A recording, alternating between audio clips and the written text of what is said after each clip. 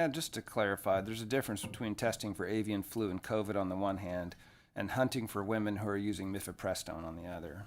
You're going to want to buckle up. That was from a committee hearing in Texas yesterday, where Republicans are advancing legislation to mandate that certain wastewater treatment plants test for the presence of what they're calling dangerous chemicals and hormones.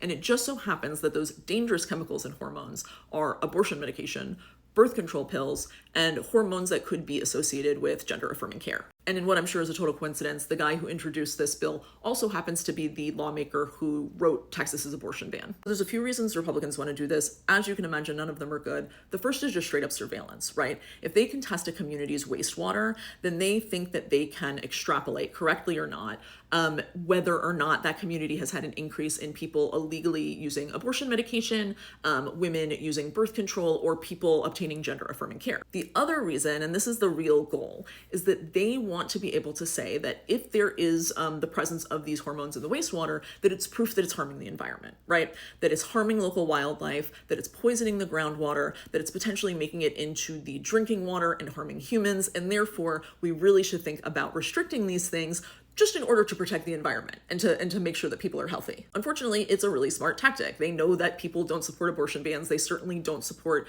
restricting birth control, but people, especially young voters, support protecting the environment. And so they think that this is going to be how they're able to restrict abortion, gender affirming care, and birth control without getting too much backlash. And by the way, this is not just happening in Texas. There are so-called clean water bills that have been introduced in states across the country. It is a huge and growing anti-abortion legislative trend. The key to all this is that they think no one is going to notice and that no one is going to know what this is really about. So please make sure to spread the word, read my newsletter, or just spread the word more generally. I don't care. What's most important to me is that people know that this is happening.